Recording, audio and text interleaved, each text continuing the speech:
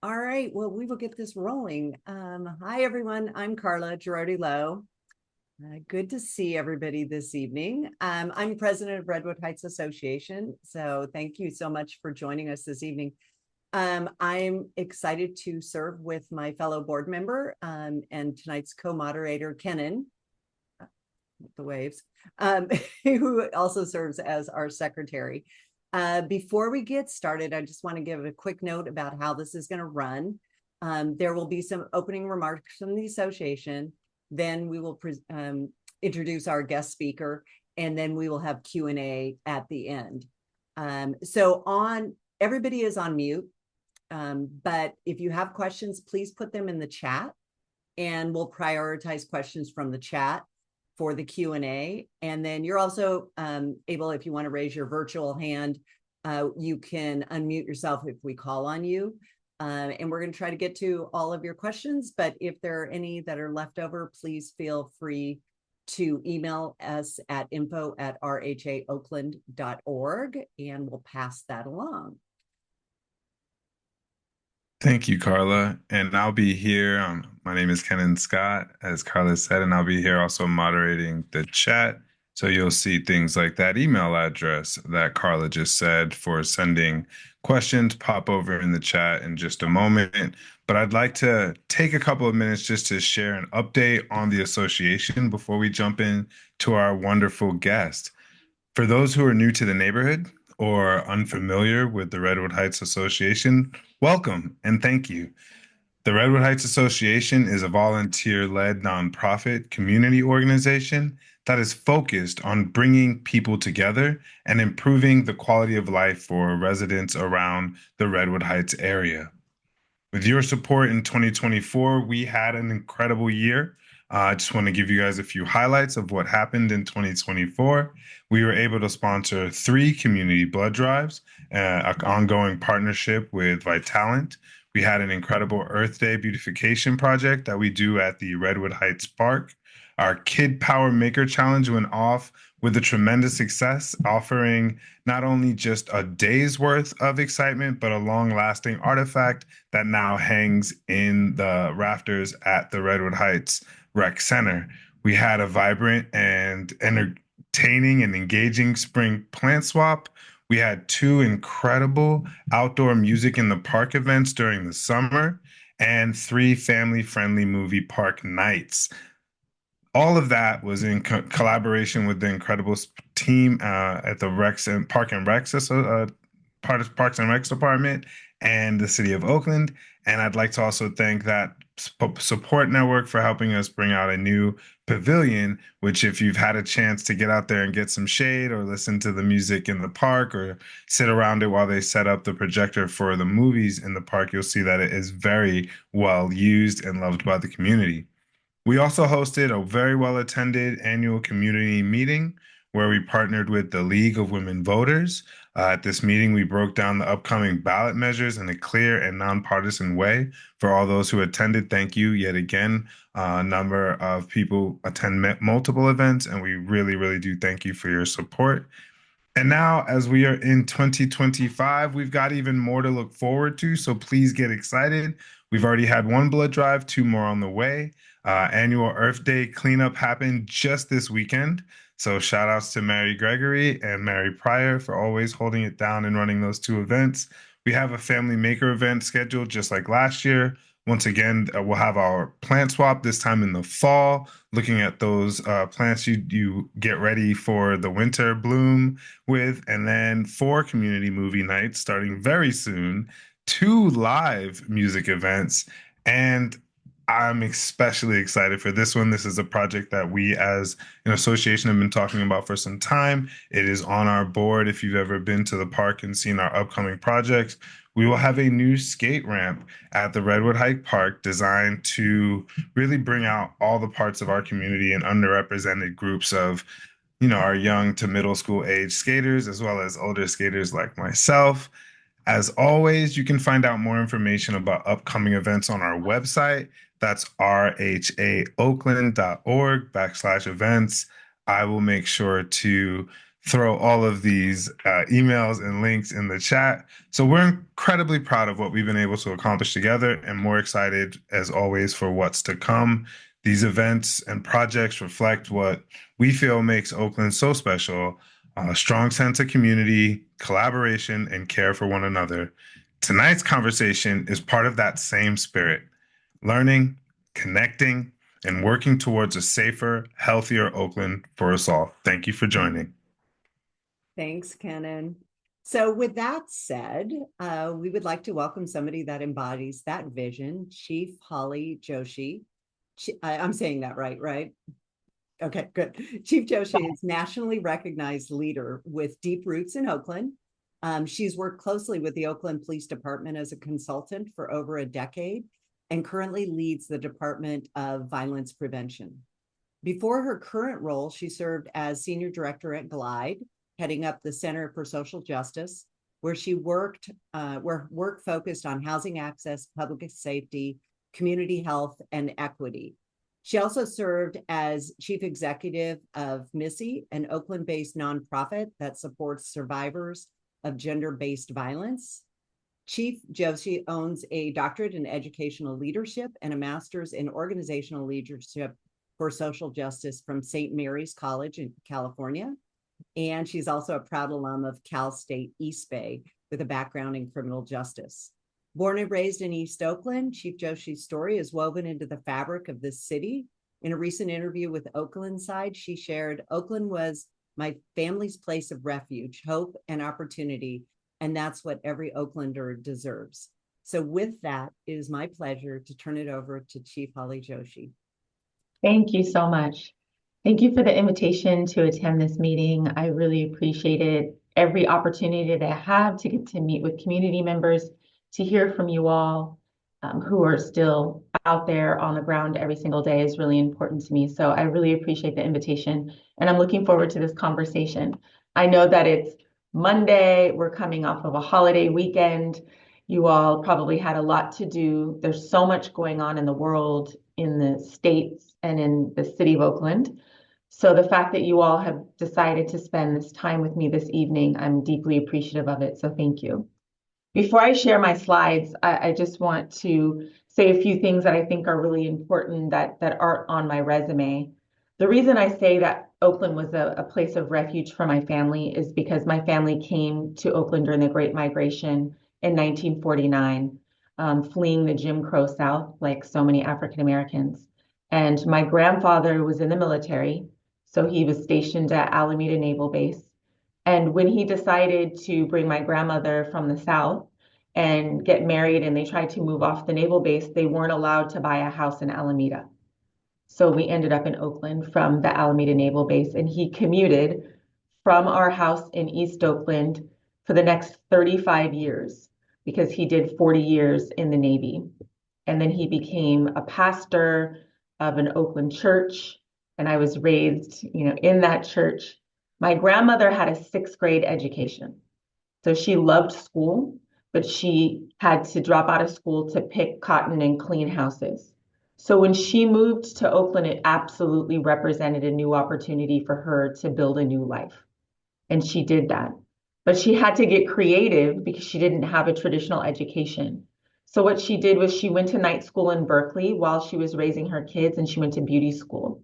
She met her best friend in beauty school. Her best friend was another woman from Louisiana who'd also come to the Bay Area fleeing Jim Crow South. Together, those two women with their 6th and 7th grade educations built a business in North Oakland, a beauty salon that they ran together for 50 years. So the sacrifices and the opportunities that were provided to my grandparents is the reason that my family's trajectory completely changed, from cleaning houses and picking cotton to me being able to be the first person in my family to go to college and to take it all the way to a doctorate degree. So when I think about Oakland, I think about the land of opportunities for my family. But I also know that there are multiple Oaklands, and that not everyone has that stable family in order to provide that jumping off point that I had, and that not everyone is growing up in a safe environment. And so I get up every single day recognizing that there are multiple Oaklands, and how do I provide the same opportunities that I had for everyone. And so me coming back to the city of Oakland after being gone for 10 years was really a matter of timing and opportunity. I not only was a consultant for the past several years for the Department of Violence Prevention, but I actually started my career at the Oakland Police Department. So I was a sworn member of the Oakland Police Department from 2001 until 2015. I was a patrol officer, I was a special units officer, crime reduction team member, an investigator. I was promoted and ran investigative units. And when I left the police department, I was the first female chief of staff. And that was in 2015. And I left to run community-based organizations because what I realized was that my particular passion and skill set was somewhat aligned with the work of policing. But at the same time, I really wanted to work with the same populations on public safety and health issues, more from a preventative and intervention lens. So coming to the DVP at the end of 2023 was my return to the city of Oakland. I never left working in the city except for that 1 year that I worked in San Francisco. So I've spent my 25-year career here in Oakland, but coming back to actually work inside of the city is a return after 10 years. And the reason I came back was because the city administration, including the city administrator and all the council people, promised me that public safety was going to be their number one priority. And so far they have put their investments towards that. So I'm going to share my slides and I will go through letting you all know what I've been up to since coming back to the city in December of 2023. So first, let's make sure that you all can see my screen. Do you all see that? Can you see my slides? Thumbs up? Okay, good. Yes. Can see my slides and all of the millions of tabs that I have. Busy day. Okay, so I'm going to discuss the city's collaborative approach to reducing violence and how we were able to get to 30% reductions in violent crime in 1 year last year. Now, when you hear me speak about those 30% reductions in violent crime, which are actually historic, we've never in the documented history of Oakland had that much rapid decline in violence ever. And we've had some good years. But I want to make sure that you all understand that I understand that by no means is that a victory flag. It's furthest from the truth that I believe that we are even close to victory.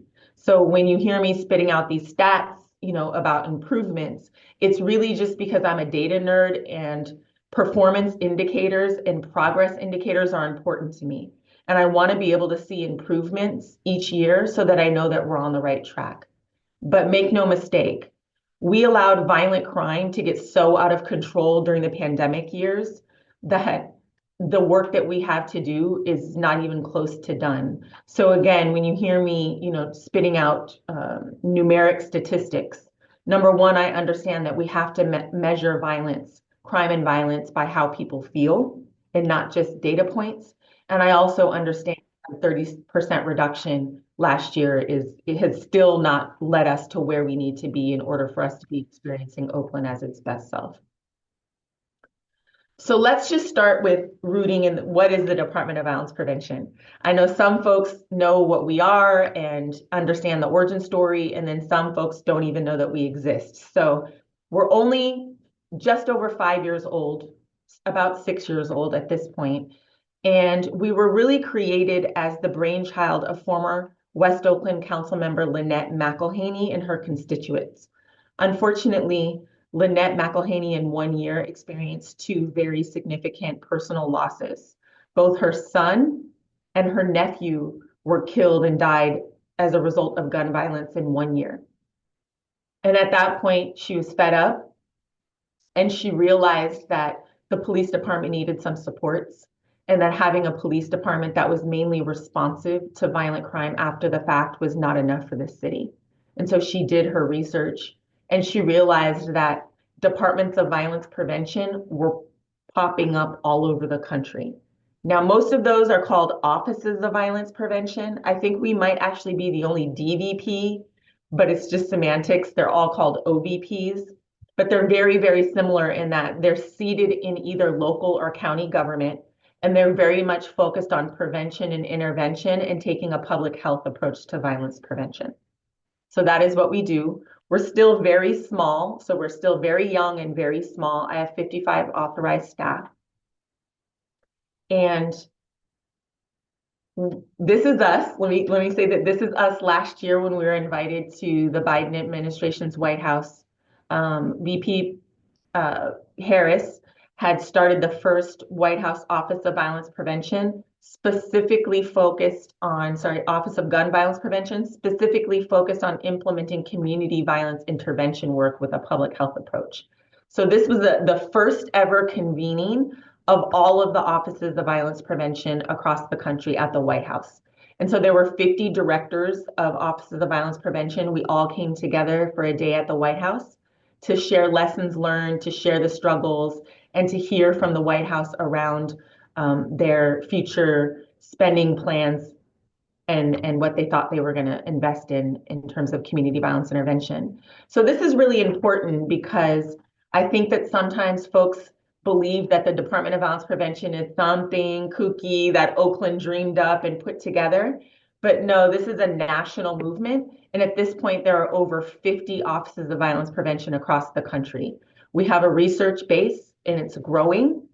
And it's proving that community violence intervention work, when coupled with traditional approaches to public safety, like law enforcement, like probation, like using parole, etc., does work and does support community safety.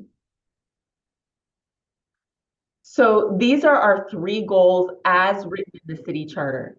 So I'm so grateful to Councilmember McElhaney for starting the Office of Violence Prevention, but I'm also extremely thankful that she put in the city charter our goals.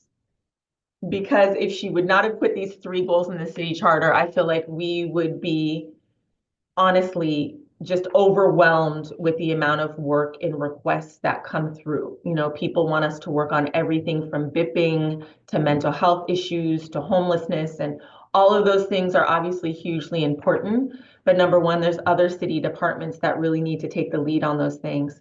And also, being such a small department, we have to stay extremely focused. And so these 3 things, as written in the city charter, are our mandates. And that is to reduce homicides and shootings, to reduce gender-based violence and commercial sexual exploitation, and then to reduce the levels of trauma associated with that violence. So essentially what this mandate tells us is that we need to work with those that are most at risk of being at the center of violence, and then work with them on a healing path to get out of cycles of violence. This is how we do that work. We essentially have 2 teams inside the Department of Violence Prevention. On the left, this internal team, I have a direct services team. These are city employees that work for me that are violence interrupters, life coaches, and gender-based violence specialists. Of course, it's a small but mighty team, but I have the best violence interrupters and life coaches and gender-based violence specialists in the city.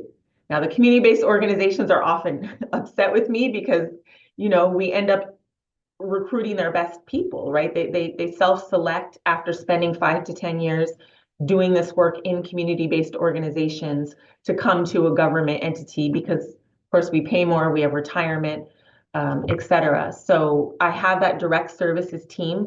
And as I go into an explanation about focused deterrence and ceasefire and our work in partnership with the police department later, this team on the left is who I'm mainly referring to, is this team of city workers.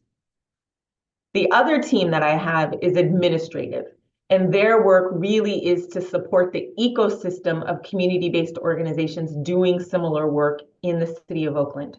And so in this capacity, we're funders, and we provide direct grants to 21 community-based organizations. We provide training and capacity building for those community-based organizations to make sure that they are up on best practices, that they're doing their work with fidelity to models that work, and that they are accountable to taxpayer dollars. This is where, you know, Measure Z dollars mainly was going, and where 75% of the Measure NN dollars that you all voted to come to community violence intervention work will go. And we convene all of those community-based organizations often as well, so that they're not working in silos and that they really are working as an ecosystem to provide wraparound supports to Oakland's most vulnerable. So when I walked in the door at the end of 2023, the Department of Violence Prevention, I'm going to be completely transparent with you all, we were not focused on those most at risk. The previous chief, he just had a different philosophy of how to do this work. He was a social worker by training, and he really believed in, upstream prevention work as the best way to prevent and intervene in violence. And so when I got here and I looked in the database to see who we were really serving and who we were really working with, it was a lot of young people, a lot of youth, a lot of young people struggling in school, maybe young people who were thinking about joining a gang but weren't in a gang. So obviously we need to focus on those kids. And as I discussed later, our school violence intervention program that we fund community-based organizations to do, we are still investing almost $3 million a year in those types of upstream programs. The problem was that we did not have an investment in the highest risk clients, meaning those most likely to pick up a gun or be shot in the next 90 days, like imminent violence. So my philosophy really is that if we want to reduce and prevent violence in the immediacy, then we have to be willing to work with those people who are most at risk of drawing or driving violence in the next 90 days. And we have ways of working with the police department and working with data to identify who those people are. And so if we identify them, then they have to receive some sort of attention, right? And as we go through the ceasefire model in just a few slides, you'll see what that attention looks like.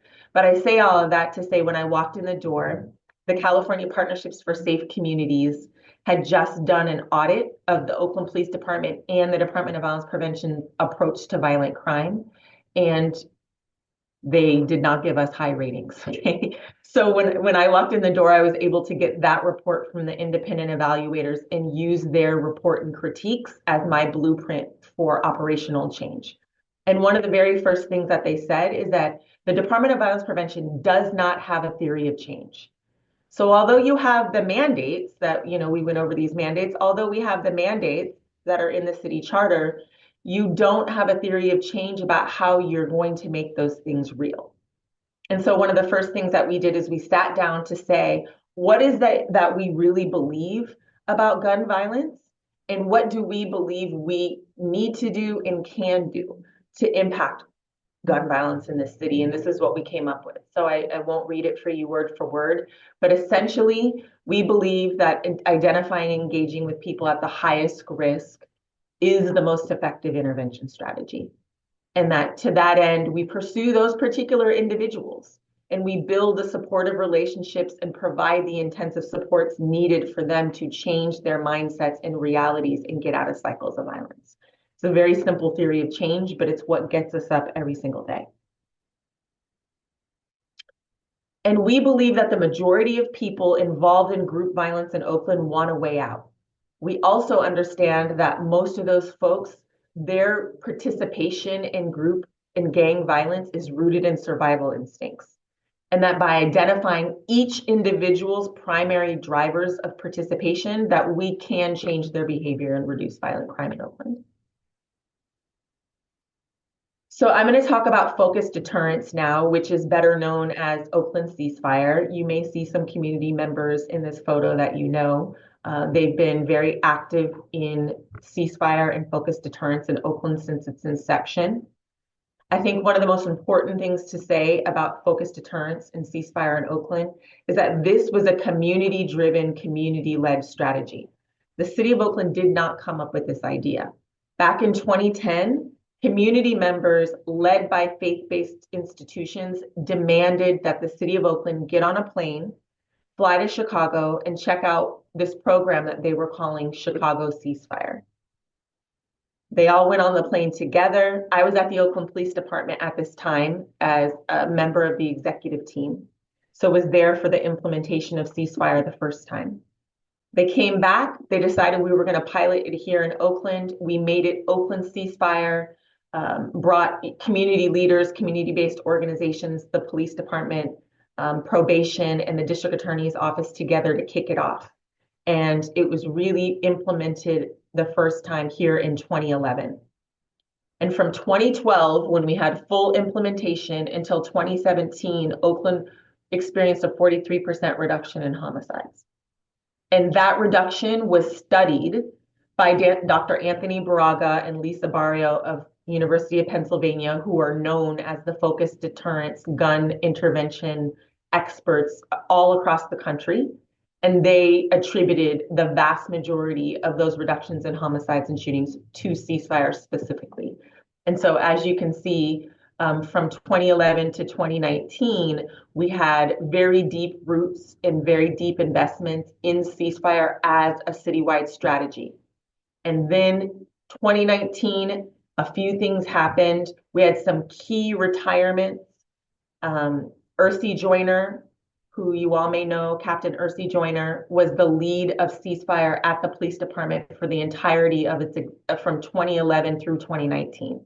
He retired in 2019, and Reagan Harmon, who was the civilian ceasefire director, also left later that year. And so there were significant pivots and a loss of institutional knowledge.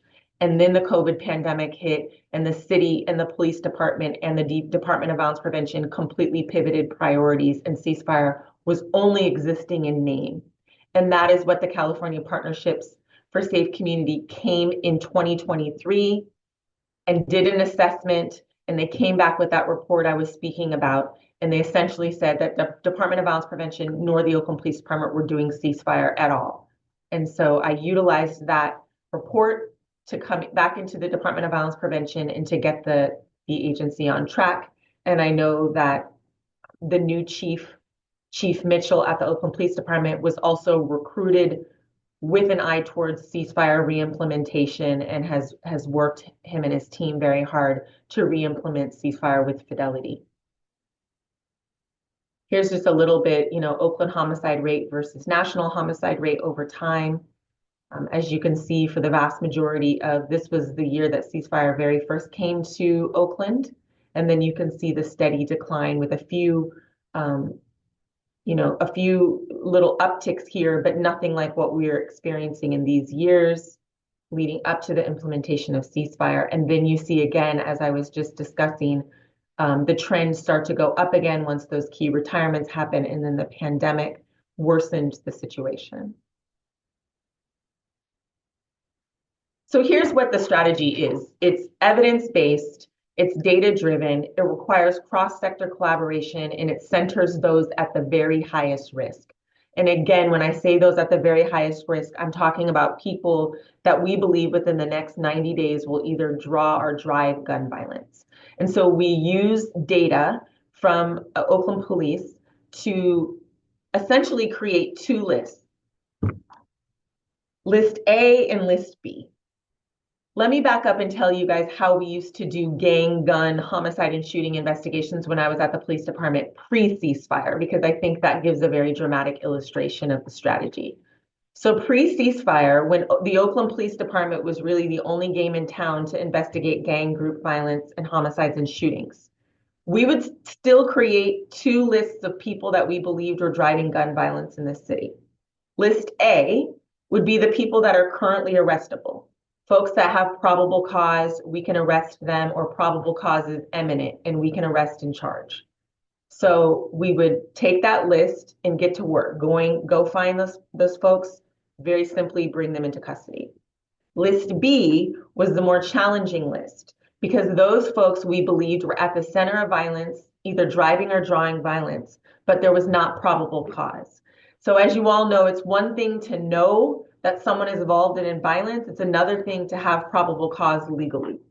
So what would happen is we would take List B, we would print out all their photos, and we would take the photos into the lineup room and put them all over the wall. You've probably seen this on, different shows that you watch, different police shows.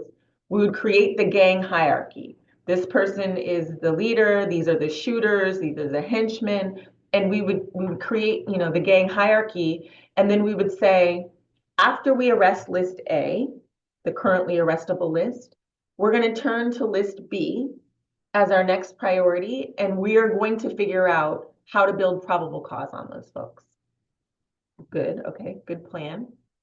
The problem with the plan is that it can take months to create probable cause. You have to get an informant or do surveillance or find video or evidence or get a witness who initially was reluctant to testify to agree to testify. So building probable cause can take months or years. And so what would happen in the meantime is they would linger on the list. And as they were lingering on the wall, they were most oftentimes still engaged in violence or they were drawing violence. And so I've gone into the lineup room at the police department several times and seen big red X's on people's faces because the streets already got them and they were murdered while they were on the to be determined list. So the magic of ceasefire that I think is the most important thing that we can walk away with tonight about an understanding of the ceasefire strategy is that once ceasefire got in motion and we brought community violence intervention to the table with police, what happens every single Friday when we meet with the police department now is I get list B. So list A stays with the police department and they do what they do. They're going to arrest people. They're going to walk those cases over to the district attorney's office and try to get them charged. But list B is no longer going to linger. And now I can try to relentlessly pursue those individuals and get them enrolled in intensive case management or relocate them out of Oakland, whatever it is that needs to be done with those high-risk individuals to get them out of cycles of violence, prevent them from going to prison, and prevent them from being killed. That's what ceasefire provides for. Now, some folks hear that and they think that that means that the police department becomes hands off of list B. It does not. I don't stop the police department from doing their job. If we are able to get those clients enrolled in the Department of Violence Prevention Services, as we tell those clients, this represents the opportunity of your life, but we are in no way a buffer between you and the police department. If you continue to engage in violence, they are going to continue to pursue you. The only way to not get arrested and end up in jail is the same way to not end up dead, is to put the guns down and stop engaging in violent, high-risk behavior. If you do that with us, we will show up every single day to make sure that you have every opportunity available to you to turn your life around. So just to be clear that we're working in direct partnership with the police department, but it definitely is a professional understanding. They continue to do their work. If our clients continue to draw or drive violence, they're going to go to jail. Also, the other side of the professional understanding is that we don't report to OPD about our clients. You know, they're independently building their cases if that's what they feel needs to happen because our clients have not stopped engaging. And we're independently working with our clients and not reporting to OPD. We're not probation or parole. So we don't report to law enforcement, oh, this person missed their appointment. Oh, this person didn't engage with their life coach. This person we don't think showed up for their job training. We don't do any of that. We work very independently with our clients because that's the only way for us to stay engaged, for our clients to trust us, for the streets and communities to believe us when we say, yes, we get information from the police department. Yes, we got your name from the police department because you're on their high risk list, but we don't work with the police department in that capacity. So when we say focusing on the very highest risk individuals, this is, what we're talking about. So Oakland's population is over 400,000 people now. About 20,000 of those people are criminal justice involved. They've been arrested, they're on probation or parole, they're on ankle monitoring, et cetera, et cetera. And of those 20,000 people that are criminal justice involved, only 250 to 350 people in any given year represent this very highest risk population that we're talking about. And so if you have 250 to 350 people driving the vast majority of violent crime in the city, then that makes sense why ceasefire strategy needs to be extremely targeted. Because by focusing on those 250 to 350 people, we're going to greatly reduce homicides and shootings. And that is how we got to the 43% reductions the last time ceasefire was implemented successfully. So with the over 30% reductions in 1 year last year, we are on track to surpass the 5-year the 5-year reductions that ceasefire had the first time.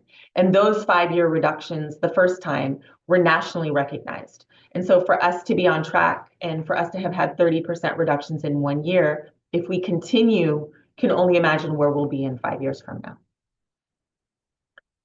So I know that I'm just about at time, so I'll take about 5 more minutes to go through the slides if that's okay with Carla. Good? Okay, Carla and Keenan.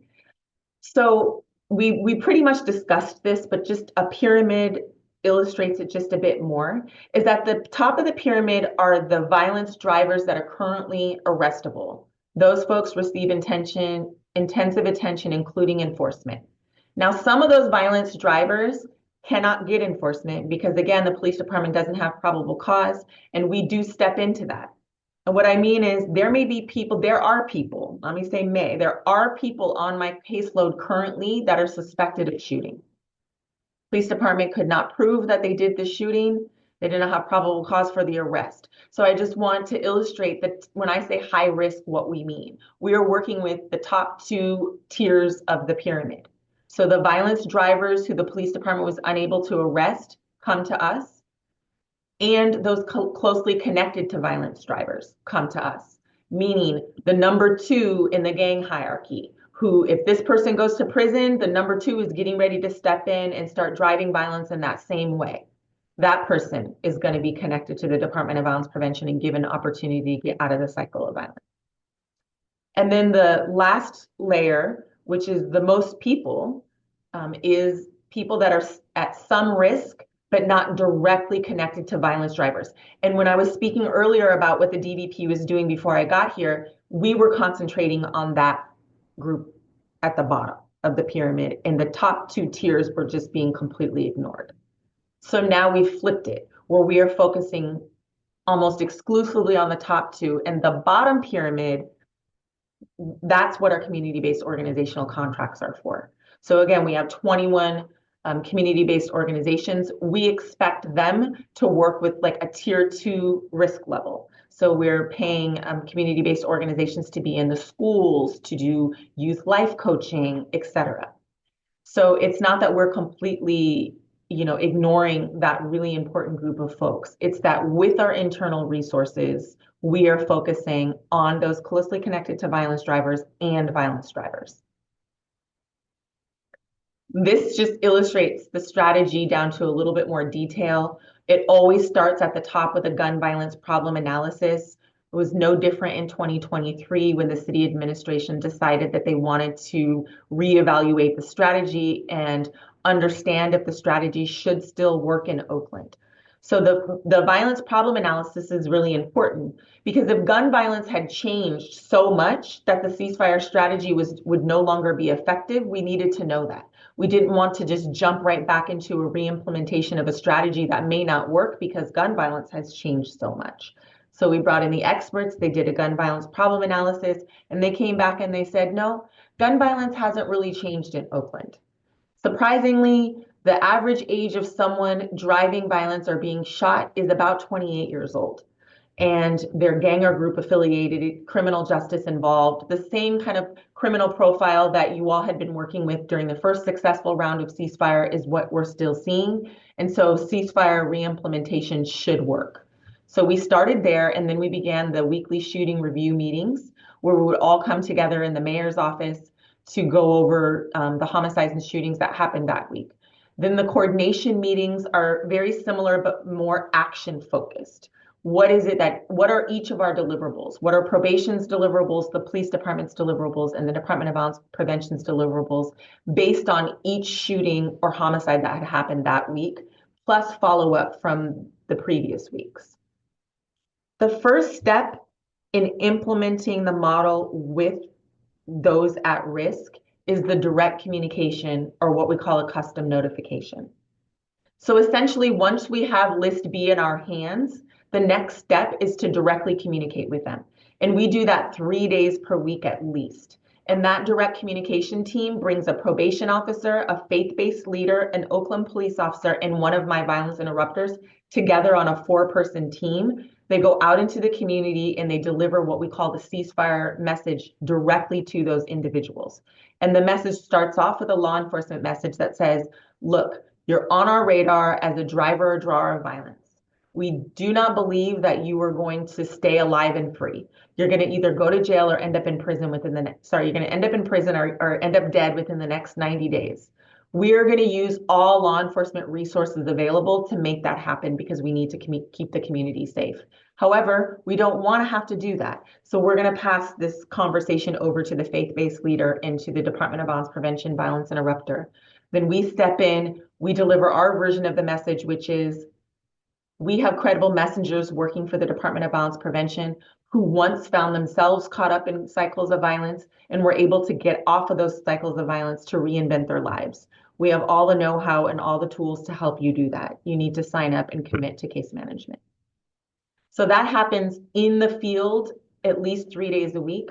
We also go into Santa Rita jail very often to try and meet those who are about to come back into community before they're even released.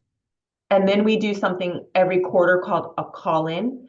It's very similar to the custom notification, but it's not a to-one message. When we do the custom notifications, we're actually going to their homes and having this conversation with just one individual. A call-in is a quarterly meeting, most oftentimes in a faith-based institution, where we bring large numbers of identified individuals into the space together. We have dinner with them. There are more than just the 4 messengers. We bring in survivors of violence, their mothers. We have the federal government, including the federal district attorney's office, the Department of Justice, etc. It's just a much splashier version of the day-to-day custom notifications. From there, the goal is always connection to services and to enroll them in an intensive life coaching model that we provide out of the Department of Violence Prevention and make sure that they're connected to all the needed supports in order to turn the corner. And then, of course, this isn't in chronological order because the focus, supervision, and enforcement is always happening in the background for those that it needs to happen. And then every quarter, we have a performance management meeting in the mayor's office where OPD is held accountable to their specific quarterly deliverables, and I'm held accountable to mine. Very quickly, the key positions that exist inside the Department of Violence Prevention to make this strategy happen are violence interrupters. They focus on the relentless pursuit of the highest risk individuals. So after those individuals are given that custom notification in the field, oftentimes they say yes, they're excited, they want to do it, and then the very next day their friends call them. Then the streets have sucked them back in. Are we going to give up? Absolutely not. My team jokes that they're Dog the Bounty Hunter. They are relentlessly pursuing individuals because we know that the streets are also going to relentlessly pursue them, and so are the police. And so our effort has to be twice as great as that in order to get them involved in our supports and services. They're specially trained by the National Institute for Criminal Justice Reform, and they're focused on proactive conflict mediation to prevent retaliatory violence, as well as the relentless pursuit. So they spend some of their time relentlessly pursuing those individuals to get them connected to services.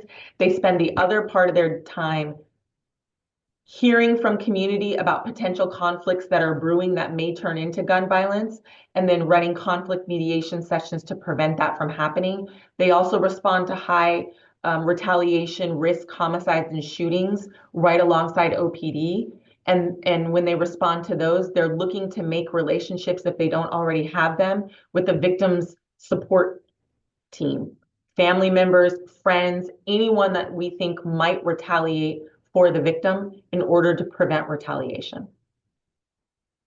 And then the life coaches, those are the intensive case managers. We don't call them case managers just because so many of our clients have been case managed their whole lives, from child protective services all the way through probation and parole. So it just has a negative connotation. Plus, our model really is not a systems-driven model. It's not prescriptive. It's not you have to do X, Y, and Z in order to graduate. The only thing we require from our clients is daily contact with their life coaches, at least 2 to 3 in-person visits per week with their life coaches. We want them to be on our caseload for 12 months, and we allow them to create their own life map. We don't tell them what they need to be doing. And so after 45 days of rapport building, we sit down with the clients and we ask them where they want to be in 6 to 9 months from now. Some clients can only answer with alive. I just want to be alive.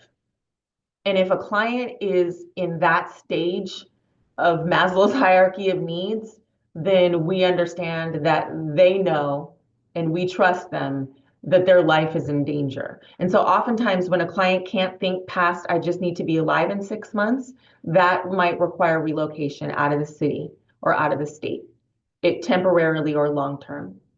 Other clients are telling us, hey, listen, I'm mainly participating in group and gun violence for financial gain. You know, the robberies and the break-ins and everything that we do in order to get money is how I feed my baby. So with those type of clients, we understand that a financial incentive is what's needed. So how do we get them into job training, and how do we get them into paid fellowships so that they see progress, and they can see that there's actually an opportunity on the other side of this. Other than that, the requirements and the goals for the clients are: do not recidivate and get rearrested for violence. Do not pick up a gun, obviously, and shoot someone, and do not become a victim of violence yourself. Other than that, it's a very client-driven strategy. There's a lot of data collection that goes into it. I collect weekly internal performance measures so that I can see very visibly what my team is doing every week. And then when we go to the quarterly partnership performance reviews with the mayor's office and our consultants, I'm never surprised. So we just talked about what the expected outcomes are for the most part. It's reduced affiliation with street groups, reduced perpetration of gun violence, reduced victimization, and reduced recidivism. And of course, violent crime needs to be reduced. I will stop there. I won't go too much into the staffing. I will say this, these are next priorities that we decided on last year, and we are making really good progress with all of them. So we wanted to develop an integrated gender-based violence model. Right now, our gender-based violence specialists and our case managers working on ceasefire work a little bit in silos, when really what we know is, number one, gender-based violence, in particular, human trafficking, sex trafficking that happens in Oakland, and gun violence and group involvement have the same roots, very same roots rooted in trauma and oppression, and they have the very similar solutions: healing relationships, opportunity, access, and really working on client mindsets. And furthermore, it's most oftentimes the same families or groups of friends that are just having a gendered experience of violence. And so there's really no reason for us to be working in silos. So we're really working to develop an integrated gender-based violence model. I just promoted a woman into a supervisory position. So she's working as a part of the ceasefire team, but her entire background is on gender-based violence response. And then this creation of a Peace Academy is really, really exciting. The Peace Academy is an idea that's modeled off of essentially a police academy, but a Peace Academy that acts as training ground for community violence interventionists to make sure that we really are professionalizing the field, that they're getting all the best practices and data-driven models, and that they're really rooted in the best approaches to community violence intervention work. There's one in Chicago. There's one in DC that they built with Howard University, and there's one in Los Angeles. And so we need one in Oakland. Number one, to keep the pipeline of community violence intervention workers coming, because it's starting to dry up, and then also to professionalize the existing workforce. So the great news about that, and then I will stop, is that I've spent the past 9 months in conversation with the Greenlight Fund, a philanthropic organization, to try and bring this Peace Academy to Oakland. We've been a finalist in their philanthropic support, yearly support kind of program. And last week, myself and the folks from the Peace Academy in LA did a presentation to the Greenlight Fund board. And I found out this morning that they are investing $1 million in Oakland in order to create this Peace Academy. And so we're going to do it in partnership with the Los Angeles Urban Peace Institute, because that's the longest standing Peace Academy in the country. And that is the one that helped Chicago and DC to stand up. So not only are they, very rooted in community violence intervention work, but they're highly skilled in helping other jurisdictions create their own Peace Academies. So we're going to kick that work off in July. And I know I said a mouthful. I will pause, take a breath, and open it up for questions. Thank you so much. It's such amazing information and things that we don't see like, on every day. And I didn't really know that much about ceasefire. So it's good to see that coming back again. So I'm going to just take the first question from the chat, and then Kenan, you and I can just go back and forth. So the first one was, how is it known that the majority of violent folks want out of the lifestyle? You had made a comment about that. I mean, that's our belief based on years worth of work with this population. What the California Partnership for Safe Communities, which is the institution that now falls under the University of Pennsylvania, and they really are the focused deterrence experts, what they say is that we should estimate that about 70% of the 250 to 350 people that we offer services will take and engage with services. So 70% is their estimation. That's the experts' percentages that they've come up with after doing this work for 2 decades across the country. And it's aligned with our experiences in the field. So the majority definitely want an opportunity and will engage with services and supports towards that opportunity. Thank you. Thank you. The next question is really around fiscal solvency and where we're at currently with understanding our government and how it's funding operations like yours. But I want to just say thank you to private funding, which has stepped up to help support your Peace Academy. The question is, are the nationwide offices of violence prevention at risk in this current slash and burn everything in sight of federal action? So I guess the question is, are you at risk of losing funding given all the other agencies that are? Yeah, great question. Absolutely. I think I can't speak for all other offices of violence prevention because I don't know what their funding looks like and if it's how braided the funding is. But for us, our funding is fairly diverse. And when I got here in 2023, I focused specifically on diversifying that funding even more because I came from 10 years at community-based organizations, and that's how we create stability, is to make sure that you have funding coming from multiple places. So right now, going into this upcoming fiscal year that starts July 1, I believe that the investment from the general purpose fund will be under 3 million. So the city's, investment from the general purpose fund is not that large. Of course, we're in a fiscal crisis, so we're not going to expect it to be that large, but it's under 3 million. The other part of the money will be coming in from Measure NN. Thank you all who voted for Measure NN because that gives us 9 years of stable funding for community violence intervention work. So of course, 60% of it goes to the police department. 40% of it comes to my office. And of that 40%, 75% has to go back out the door to community-based organizations in grants. That's written into the legislation. And so then 25% I can hold on to put towards ceasefire. The other places the money comes from is I got a $3.5 million grant from Kaiser Foundation, thankfully, towards ceasefire. I just talked about the Green Light Fund to build out the institute, the Peace Institute. And then we do have a CalVIP grant for several $1 million. It's coming to an end on June 30th, and we will have to reapply, and there's a little bit of gap in funding.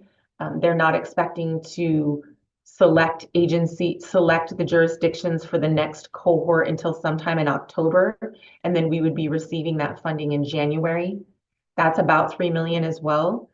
So I'm very nervous and on pins and needles, of course, hoping that we get into the next cohort of the state dollars, but I'm feeling really positive about it. We had a site visit with our program officer from the state a few months back, and he looked at all of our books, he looked at our money, he looked at our deliverables, he talked to all of our staff, and he walked away really saying that the Oakland Department of Violence Prevention is implementing community violence intervention work better than anyone in the state.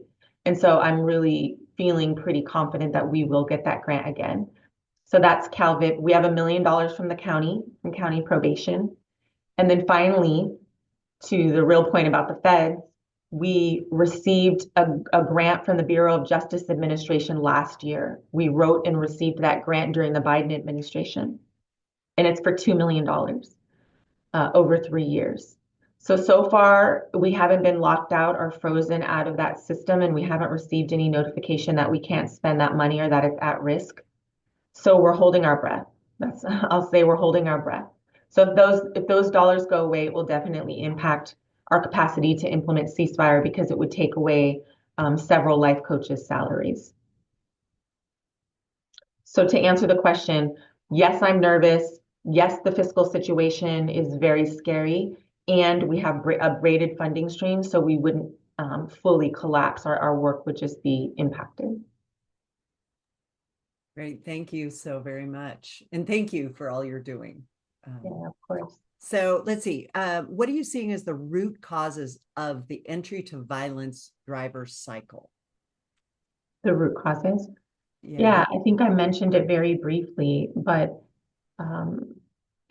it's really generational poverty, oppression, lockout of traditional forms of success, and then family trauma, generational family trauma. You know, a lot of that is what we see with our clients is just foster care involvement, removal from the home at a young age, or back and forth in and out of the home, juvenile hall involvement early, child protective services reports for severe neglect or abuse, parents that were cycling in and out of the criminal justice system, parents and family members in multiple generations addicted to drugs. You know, all of the societal ills that we are all still dealing with and trying to solve for is most oftentimes what's creating our clients' involvement in gang and group violence. So true, so true. I think there's definitely a lot of work to be done at the root cause level. We really thank you for your time. We have just a few more questions, if that's okay. Of course.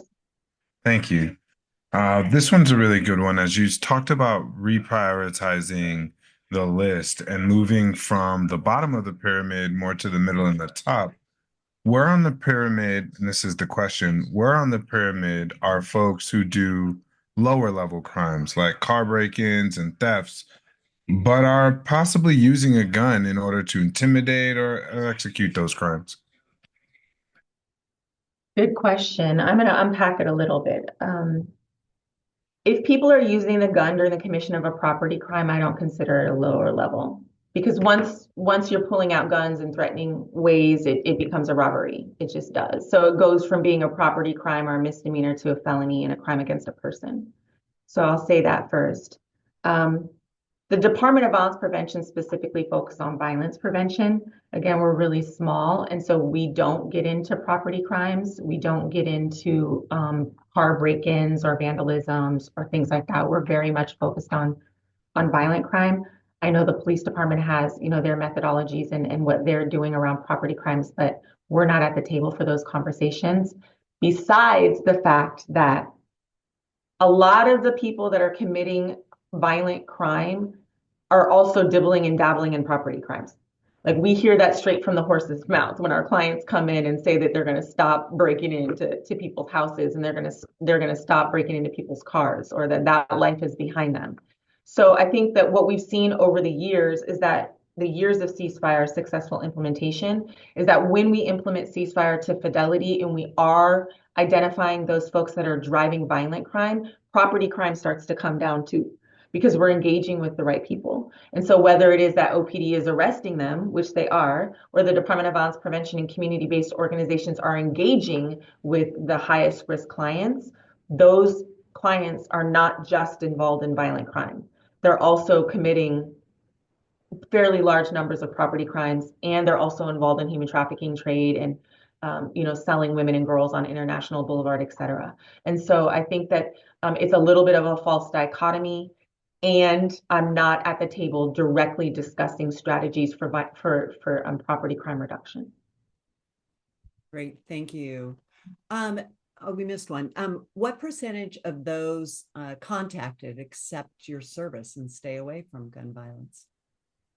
Yeah, that's a really good question. We are looking at the data every week, and the challenge right now, I'm gonna be honest with you guys, is not about clients accepting services. It's about us being able to accept clients. So what I didn't show you because we were running out of time was our staffing model and what we need, but I am going to show you now just because it's important to answer this question.